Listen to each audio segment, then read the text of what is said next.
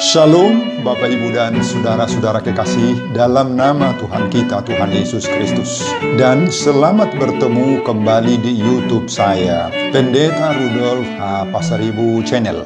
Dengan dan lewat channel ini, saya komit untuk senantiasa menyebarkan pengajaran firman Tuhan. Karena saya percaya berlandaskan Yesaya pasal 55 ayat 11 bahwa firman Tuhan yang saya dan Bapak, Ibu, Saudara-saudara sebar lewat apapun termasuk lewat video ini tidak akan kembali dengan sia-sia, tetapi akan bekerja sendiri lewat kuasa dan berkat urapan Roh Kudus.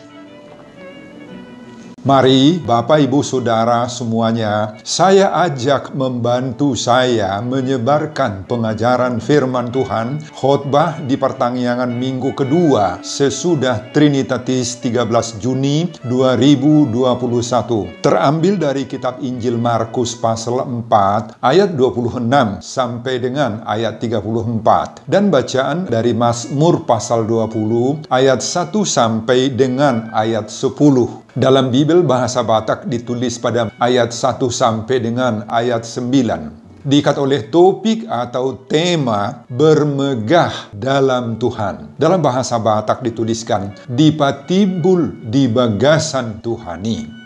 Saya baca untuk kita, simak pembacaan firman Tuhan berikut ini. Khotbah kita dari ayat 26 sampai dengan ayat 34. Dari dua perikop, ayat 26 sampai dengan 29 berisi perumpamaan tentang benih yang tumbuh. Dan ayat 30 sampai 34 berisi perumpamaan tentang biji sesawi.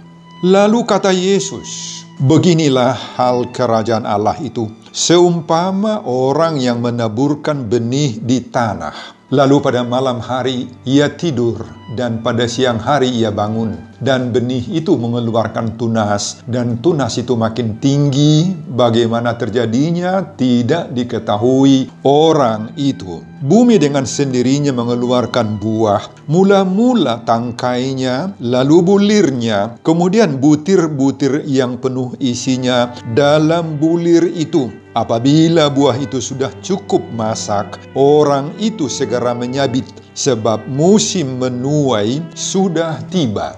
Katanya lagi, dengan apa hendak kita membandingkan kerajaan Allah itu? Atau dengan perumpamaan manakah hendaknya kita menggambarkannya? Hal kerajaan itu seumpama biji sesawi yang ditaburkan di tanah.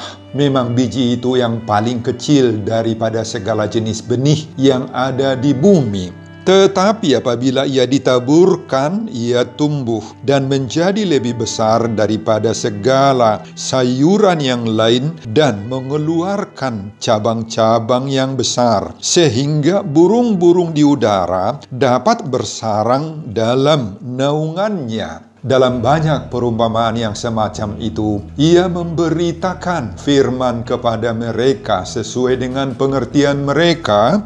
Dan tanpa perumpamaan, ia tidak berkata-kata kepada mereka, tetapi kepada murid-muridnya, ia mengeluarkan segala sesuatu secara tersendiri. Bapak, Ibu, dan Saudara-saudara, khotbah kita di pertanggihan minggu kedua sesudah Trinitatis 13 Juni 2021 berbicara tentang kerajaan Allah. Dihubungkan dengan topik atau tema minggu bermegah dalam Tuhan, dipatibul di bagasan Tuhani. Dalam perikop khotbah kita ini, Bapak Ibu, Tuhan Yesus mengajar orang banyak dan termasuk kita pendengar khotbah ini tentang kerajaan Allah. Ada banyak cara dan metode yang dibuat oleh Yesus untuk menerangkan semua pengajarannya agar para pendengarnya lebih mudah memahami, mengerti, dan apalagi menerima misi kedatangannya ke tengah-tengah dunia ini. Tentang kerajaan Allah ini lebih khusus lagi Bapak Ibu, Yesus selalu menggunakan bermacam-macam metode karena untuk menerapkan kehadiran kerajaan Allah inilah Yesus turun dari surga menjadi manusia. Kadang Yesus menggunakan ilustrasi, terkadang menggunakan gambaran dan perumpamaan atau tudusan. Pada khotbah kita yang terdiri dari 2 perikop ini, ayat 26-34, Yesus menggunakan 2 bentuk gambaran atau tudusan, yakni pertama, seperti benih yang ditabur. Yang kedua, seperti biji sesawi. Saudara, apakah kerajaan Allah itu? Kerajaan Allah atau kerajaan sorga, yakni istilah yang sering disebutkan dalam kitab Injil Matius, Markus, Lukas yang disebut sinoptik, merupakan inti pengajaran Yesus Kristus yang sangat penting.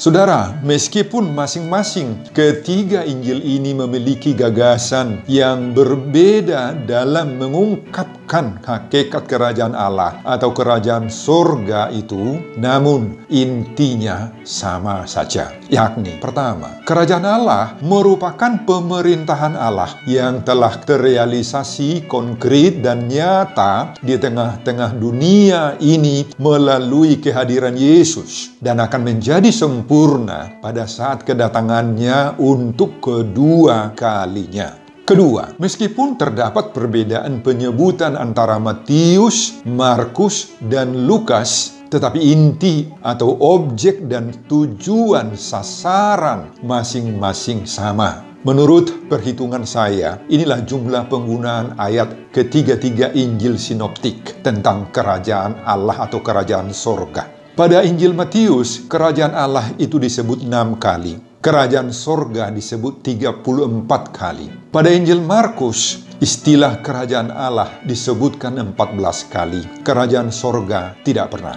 Pada Injil Lukas, istilah atau sebutan kerajaan Allah 31 kali. Dan istilah kerajaan sorga tidak pernah disebutkan. Saudara, ketiga, kitab Injil sinoptik menegaskan bahwa kerajaan Allah atau kerajaan sorga yang akan datang, yakni kedatangan Yesus yang kedua kali ke tengah-tengah dunia ini, merupakan suatu hal yang sangat rahasia dan tidak diketahui kepastian waktunya. Hanya Tuhan Allah yang mengetahuinya. Saudara, istilah yang dipakai dalam bahasa aslinya, bahasa Yunani adalah basileia tu theou. Kata basileia dapat diartikan sebagai kuasa atau otoritas seorang raja. Jadi basileia tu theou menunjuk kepada pewujudan atau realisasi kuasa dan otoritas Allah di tengah-tengah dunia ini. Dengan demikian, kalau kita menyebut kerajaan Allah atau kerajaan surga, maka itu berarti penggenapan otoritas, kehendak, keinginan, rencana, dan kuasa Allah di tengah-tengah dunia ini. Jauh lebih tepat kalau kita sebutkan bahwa kerajaan Allah atau kerajaan sorga itu menunjuk kepada kondisi, keadaan atau situasi pada saat otoritas Allah itu terwujud, terrealisir. Di mana otoritas, kuasa, dan kehendak Allah serta rencana Allah sudah terwujud, terlaksana, maka di sanalah kerajaan Allah itu sudah tercipta, terrealisir, terwujud. Tidak soal di mana dia berada, apa suku, ras, atau bangsanya, apa gereja dan pengajaran teologi atau dogma yang dianutnya, dan sebagainya. Itulah sasaran dan target misi kedatangan Yesus ke dunia ini untuk mewujudkan basileia tu theou, kerajaan Allah. Saudara, karena hakikat dan keberadaan basileia atau kerajaan yang sedang diperkenalkan dan ditawarkan oleh Yesus itu saat itu sangat berbeda sekali dengan konsep pemahaman manusia di zaman itu tentang hakikat kerajaan duniawi, maka para pendengar saat itu sangat sulit sekali memahami dan mengerti konsep kerajaan yang ditawarkan oleh Yesus ini. Karena mereka berpikir, Bapak Ibu, bahwa kerajaan yang akan dibangun oleh Yesus itu adalah seperti kerajaan-kerajaan duniawi yang ada, yaitu seperti kerajaan Roma misalnya. Itu sebabnya di satu ketika datanglah ibu anak-anak Zebedeus serta anak-anaknya itu, yaitu Yohanes dan Yakobus, kepada Yesus, lalu sujud di hadapannya untuk meminta sesuatu kepada Yesus. Tapi kata Yesus, "Apa yang kau kehendaki?" Jawab mereka, "Berilah perintah supaya kedua anakku ini boleh duduk kelak di dalam kerajaanmu, seorang di sebelah kananmu dan yang seorang lagi di sebelah kirimu." Kenapa? Karena menurut mereka kerajaan yang sedang dibangun, dikembangkan oleh Yesus itu adalah kerajaan yang seperti kerajaan-kerajaan duniawi. Muatannya ada kehormatan, ada kehebatan, ada pangkat, dan sebagainya. Ini membuktikan bahwa hakikat dan keberadaan Basileia Tuteu atau kerajaan Allah itu sulit sekali dipahami dan diterima oleh murid-murid serta orang-orang Yahudi. Saudara, bagaimana Yesus mengajarkan hakikat dan keberadaan kerajaan Allah itu? Dalam khotbah ini ada dua gambaran yang dipakai oleh Yesus untuk menjelaskan tentang hakikat kerajaan Allah. Apa itu? Gambaran yang pertama, seumpama orang yang menabur benih di tanah. Pada ayat 26 dan 27 dituliskan, lalu Yesus berkata, "Beginilah hal kerajaan Allah itu. Seumpama orang yang menaburkan benih di tanah, lalu pada malam hari ia tidur, dan pada siang hari ia bangun. Dan benih itu mengeluarkan tunas, dan tunas itu makin tinggi. Bagaimana terjadinya? Tidak diketahui orang itu." Bapak, Ibu, dan saudara-saudara, kita mengenal benih atau bibit. Benih atau bibit itu sangat kecil. Sebelum menjadi benih atau bibit, terlebih dahulu dibersihkan, dipilih, diseleksi, sehingga selanjutnya direndam di air beberapa hari, dijemur, kemudian ditebar di tanah, kemudian lalu busuk sendiri, kelihatannya busuk. Tidak lama sesudah itu, dari biji yang kelihatannya sudah busuk dan mati itu, ternyata keluarlah tunas-tunas baru. Ada urat, diikuti dengan daun beberapa lembar, dan kemudian makin besar, makin tinggi. Semua proses ini kita tidak tahu dan tidak mengerti, Bapak Ibu, bagaimana terjadinya. Di dalam diri benih itu ada kemampuan, ada daya, ada potensi untuk tumbuh sendiri. Bumi dengan sendirinya mengeluarkan buah. Mula-mula tangkainya, lalu kulitnya, kemudian butir-butir yang penuh dengan isi dalam bulir itu. Dan setelah itu sudah cukup masak, orang itu segera menyabit, sebab musim menuai sudah tiba.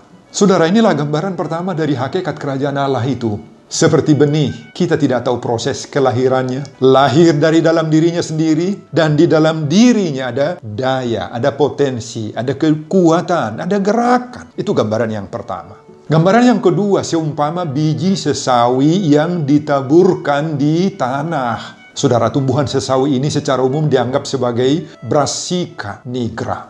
Bahasa Inggris dipakai black mustard. Suatu pohon tanaman yang dapat tumbuh setinggi 3 meter. Tetapi tumbuh dari biji yang sangat-sangat kecil. Menurut kitab Markus ini, Bapak Ibu, biji pohon sesawi itulah yang paling terkecil daripada segala jenis benih yang ada di bumi. Tetapi apabila ia ditaburkan, ia tumbuh dan menjadi lebih besar daripada segala sayuran yang lain, dan mengeluarkan cabang-cabang yang besar, katanya di sini. Sehingga burung-burung di udara dapat bersarang dalam naungannya. Saudara, perumpamaan ini menggambarkan pertumbuhan kerajaan Allah dari awalnya yang sangat kecil dan kemudian berkembang sampai ukuran mendunia. Mulanya hanya satu benih yang diturunkan oleh Allah dari sorga, yaitu Yesus Kristus. Itulah benih unggul dari kerajaan Allah. Tetapi dari yang satu itu, tumbuhlah tunas-tunas baru. Ada murid 12. Dari 12 ini lahirlah orang-orang percaya menjadi 70 orang. Kemudian menjadi 3.000 orang. Kemudian menjadi 5.000 orang. Dan seterusnya. Saudara, inilah yang digambarkan oleh perumpamaan Yesus yang kedua ini. Seperti biji sesawi kecil, meski sangat-sangat kecil, lemah, dan tidak terpandang, tetapi di dalam biji sesawi itu ada kekuatan yang luar biasa. Dia bisa tumbuh dari yang kecil hingga menjadi pohon yang besar. Saudara, inilah gambaran kerajaan Allah yang awal mulanya lahir sangat kecil di Betlehem, kemudian berkembang ke seluruh Yerusalem, berkembang ke seluruh Judea dan Samaria, sampai ke ujung bumi menurut Kisah Rasul 1 ayat 8. Dan sekarang sudah berada di tengah-tengah kita kerajaan Allah itu, Bapak Ibu. Oleh karena itu patut kita bermegah di dalam Tuhan. Dipatibul di bagasat Tuhani, sebagaimana topik minggu kedua sesudah Trinitatis. Saudara, apa yang dapat kita pelajari dari khotbah kita di pertanggiangan minggu kedua sesudah Trinitatis 13 Juni 2021 yang berbicara tentang kerajaan Allah atau Basileia Tuteu, dihubungkan dengan topik atau tema minggu bermegah dalam Tuhan. Dipatibul di bagasat Tuhani. Pertama, terimalah kerajaan Allah. Basileia Tuteu itu di dalam dirimu. Saudara, kerajaan Allah sudah ditanam dan dibangun di tengah-tengah dunia ini lewat biji yang sangat kecil, yakni pribadi Yesus Kristus. Oleh kuasa dan rahmat-Nya lah kerajaan Allah yang kecil pada mulanya itu secara misteri telah menyebar ke seluruh dunia dan membuahkan tuayan. Pada awalnya tidak banyak orang yang menjadi para pengikut yang setia pada masa hidup Yesus. Hanya ada beberapa orang rasul dan beberapa orang perempuan-perempuan yang setia melayaninya sejak dari Galilea. Dari awalnya kelihatan tidak ada apa-apanya, sekecil biji sesawi saja. Namun gereja itu tumbuh berkembang seperti pohon yang besar dan rindang. Kita sudah berada di dalam naungannya saat ini. Kita sudah berlindung pada pohon besar, yaitu kerajaan Allah. Disinilah kita saat ini berada, Bapak Ibu, dalam kerajaan Allah lewat gereja kita masing-masing. Mari kita maknai arti kehadiran kita sebagai anggota gereja dan sudah bernaung dalam kerajaan Allah yang dibangun oleh Kristus Yesus itu. Arti kerajaan Allah itu sebagai Basileia Tuteu tadi, yakni otoritas dan kuasa Allah berlangsung di dalam diri orang yang menerimanya. Maka inilah yang sungguh-sungguh menjadi pelajaran, perenungan, dan bahkan pergumulan bagi kita di saat ini, Bapak Ibu. Orang yang menerima kerajaan Allah, maka di dalam dirinya akan berlangsung kehendak, otoritas, kuasa Allah secara sempurna, seutuhnya. Ya, inilah menjadi pertanyaan. Sudahkah keinginan, kehendak, kuasa, dan otoritas Allah itu berlaku sepenuhnya di dalam diri saya, di dalam diri Bapak, Ibu, dan saudara-saudara? Sudahkah otoritas, rencana, kehendak, dan keinginan Allah itu terwujud di dalam keluarga kita juga, di dalam gereja kita, di dalam komunitas masyarakat kita? Kalau kita sudah menerima kerajaan Allah, Basileia Tuteu, maka kita sudah harus hidup di dalam doa, di dalam ibadah yang baik, harus link dengan Tuhan dalam segala aktivitas, apalagi dalam segala tantangan, menghadapi tantangan dan pergumulan pribadi kita, keluarga kita, menghadapi sakit, penyakit yang menerpa hidup kita, menghadapi coronavirus disease 19 yang mempaparkan banyak orang di dunia ini. Khotbah ini mengingatkan kita, Bapak Ibu, agar kita mau berserah diri, bernaung, dan berlindung kepada kuasa, otoritas, kehendak, dan penyertaan Allah itu. Jangan pernah mencari perlindungan kuasa, otoritas lain di luar Yesus. Baik dalam pribadi kita, keluarga kita. Jangan pernah ke dukun, ke paranormal yang menggunakan pitongkam, kuasa-kuasa gelap untuk menjaga diri kita. Serahkan semuanya kepada Tuhan. Dialah yang menjadi raja, penguasa, pelindung kita. Jadi menerima kerajaan Allah itu tidak hanya sekedar menjadi Kristen, anggota gereja, menjadi anggota parari Kamis, anggota KOR, menjadi pertohonan Sintua, dan berbagai-bagai jenis jabatan-jabatan gereja lainnya. tetapi menjadikan Kristus itu menjadi penguasa di dalam diri kita. Kita bermegah di dalam Tuhan, dipatibul di bagasa Tuhan ini, sebagaimana topik minggu ini. Bermegah di sini tidak berarti kita menjadi sombong, meski kita mempunyai andil yang begitu banyak dalam membangun gereja, membangun rumah ibadah. Uang kita paling banyak kita persembahkan kepada gereja. Kita disebut orang sebagai siswa bulu. Jangan bermegah dalam arti sombong di situ, tetapi bermegah, kita bangga karena kita sudah menjadi anggota kerajaan Allah. Amin, Bapak Ibu. Pelajaran yang kedua, jangan anggap remeh. Meski awalnya kecil, iman harus bertumbuh dan berbuah. Bapak Ibu dan saudara-saudara, jangan pernah menganggap remeh dan menyepelekan meski awalnya sungguh-sungguh kecil. Gereja kita hampir tidak terpandang. Tetapi ingat, di dalam iman orang-orang yang berada di sana ada kekuatan, ada daya, ada kemampuan untuk bertumbuh dengan hebat yang sering sekali berdampak besar bagi hal-hal yang bermanfaat bagi orang lain. Saudara, bisakah kita bayangkan bagaimana para rasul yang hanya terdiri dari 11 atau 12 orang dan pengikut lainnya yang terus berani melakukan tugas penginjilan yang Yesus perintahkan kepada mereka di tengah-tengah ancaman dan aniaya dari orang-orang Yahudi atau golongan-golongan Farisi, ahli Taurat, imam-imam kepala, para tua-tua dan tentara Romawi. Perjuangan mereka, minoritas itu berhasil, Bapak Ibu. Banyak orang dan kaum bangsa di dunia yang menjadi percaya kepada Yesus Kristus, termasuk kita sekarang atau saat ini. Saudara, inilah kehebatan iman. Meski hanya sebesar biji sesawi saja kecil, tidak dipandang orang, tetapi jangan merasa kecil hati. Kalau keberadaan orang percaya di suatu tempat itu minoritas, jumlahnya kecil, tidak terpandang dalam segala hal, gerejanya saja pun hanya terbuat dari tenda-tenda rengsek atau kayu-kayu bekas.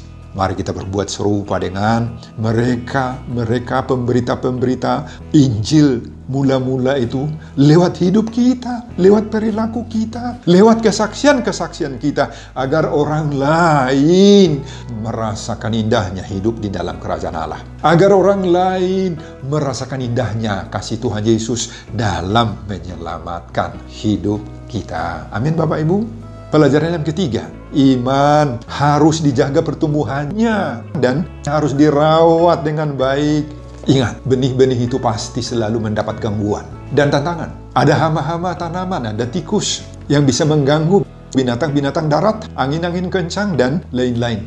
Sehingga tidak semua benih yang ditabur itu tumbuh, mekar, dan menghasilkan buah bagi pemiliknya. Makanya kita perlu berjuang, berusaha sekuat tenaga kita. Tidak ada yang otomatis bertumbuh tanpa harus dijaga. Betul bahwa di dalam diri benih itu ada daya, ada kuasa, dan kemampuan bertumbuh sendiri. Tetapi bukan tanpa tantangan. Demikianlah iman. Kita harus dilatih, dijaga, Bapak Ibu. Perlu harus bertumbuh iman kita itu di dalam kehidupan sehari-hari. Seperti tunas yang harus dirawat, disirami dengan air, diberi pupuk, dijaga dari gangguan hama-hama, dari bakteri-bakteri perusak. Nah, seperti itulah iman kita itu. Harus dijaga pertumbuhannya, harus dirawat dengan baik, harus disirami dengan air, dengan pupuk, lewat pembelajaran firman Tuhan. Lewat keinginan kita, kemauan kita mendengar khotbah-khotbah, dengan tetap berdoa, beribadah. Itulah makanan rohani yang bergizi bagi iman kita. Iman dan kehidupan rohani kita harus dijaga dari gangguan-gangguan roh-roh jahat, setan-setan, iblis-iblis. Kita yakin otot-otot iman rohani kita akan semakin kuat. Kita akan semakin mampu menghadapi semua tantangan-tantangan kehidupan ini. Dan kita akan semakin berbuah. Nah, disinilah kita harus bermegah dalam Tuhan. Dipatibul di bagasa Tuhan ini. Sebagaimana topik minggu kedua sesudah Trinitatis. Pelajaran yang keempat, jangan pernah lelah menabur benih kerajaan Allah. Bapak, Ibu, dan saudara-saudara, sekali lagi, tidak semua benih yang ditabur itu tumbuh dengan baik, bertunas, mekar, serta menghasilkan buah. Enggak semua. Itulah gambaran daripada benih-benih kebaikan, kebajikan, perbuatan baik yang kita tabur dalam kehidupan ini. Oleh khotbah kita di saat ini sekarang diingatkan, disadarkan Bapak Ibu. Jangan pernah kecewa dengan hal-hal seperti itu. Apalagi jangan sampai kita putus asa Bapak Ibu, berhenti berbuat baik. Jangan pernah lelah untuk menabur benih kebaikan dan kebajikan. Itu adalah tugas dan mandat yang kita terima dari Kristus Yesus. Itu sebabnya dalam menjalankan misi kerajaan Allah di tengah-tengah dunia ini, diperlukan konsistensi iman, dibutuhkan ketegaran hati untuk mempertahankan kontinuitas dan kestabilan rohani kita. Meski harus menghadapi tantangan-tantangan, pergumulan besar dalam pelayanan kita, dalam berbuat kebajikan kita. Tidak semua kebaikan-kebaikan yang kita tawarkan, kita sodorkan itu Bapak Ibu mendapat respons baik dari orang lain. Tidak semua niat-niat baik kita itu yang diresponi, diapresiasi oleh orang lain. Tidak. Malahan sebaliknya, justru kita bisa dicibiri, dipermalukan, dihasut, atau dituduh, dituding, berbuat tidak senonoh dengan berbagai-bagai alasan Bapak Ibu. Tetapi sekali lagi, jangan berhenti menabur benih kerajaan Allah. Lewat kebaikan-kebaikan, lewat gagasan-gagasan atau pikiran-pikiran cemerlang kita. Ingat pesan Paulus dalam 1 Korintus pasal 15 ayat 58. Karena itu saudara-saudaraku yang kekasih, berdirilah teguh, jangan goyah, dan giatlah selalu dalam pekerjaan Tuhan. Sebab kamu tahu bahwa dalam persekutuan dengan Tuhan, jerih payahmu tidak sia-sia. Inilah Bapak Ibu, jerih payahmu tidak sia-sia. Benih yang kamu tabur gak akan hilang. Perbuatan baikmu akan tumbuh sendiri meski gak tahu kita kapan terlihat hasilnya, buahnya. Orang lain akan menuai berkat dari perbuatan baik kita. Amin Bapak Ibu. Paulus juga mengatakan, aku menanam, Apolos menyiram, tetapi Allah yang memberi pertumbuhan. Karena itu, yang penting bukanlah yang menanam atau yang menyiram, melainkan Allah yang memberi pertumbuhan. 1 Korintus 3 ayat 6 dan 7. Untuk semua itu, marilah kita bermegah dalam Tuhan, dipatibul di bagasa Tuhani, sebagaimana topik minggu kedua sesudah Trinitatis 13 Juni 2021. Sebelum saya mengakhiri khotbah ini, kembali saya mengajak Bapak Ibu dan saudara-saudara untuk membantu saya menyebarkan pengajaran firman Tuhan. Khotbah pertanggiangan minggu kedua sesudah Trinitatis 13 Juni 2021 dari Markus pasal 4. Ayat 26 sampai dengan ayat 34 ini, agar kita bermegah dalam Tuhan, dipatibul di bagasa Tuhani, termotivasi lewat khotbah ini. Simak juga video-video khotbah saya yang lain agar Bapak Ibu dan saudara-saudara memiliki sentuhan dan pemahaman rohani yang semakin diperkaya. Buka di YouTube saya, Pendeta Rudolf H. Pasaribu Channel. Selamat mengikuti ibadah pertanggiangan di rumah masing-masing buat kita semuanya. Tuhan Yesus memberkati kita. Salam Horas. Amin. Terima kasih untuk firman-Mu yang sudah saya rekam. Terpujilah nama-Mu Bapa. Berkati jemaat yang akan mendengar firman ini dan berkati hamba-Mu dalam persiapan-persiapan khotbah berikutnya. Semua saya peruntukkan demi untuk kemuliaan kebesaran nama Tuhan. Di dalam nama Yesus Kristus saya berdoa. Amin.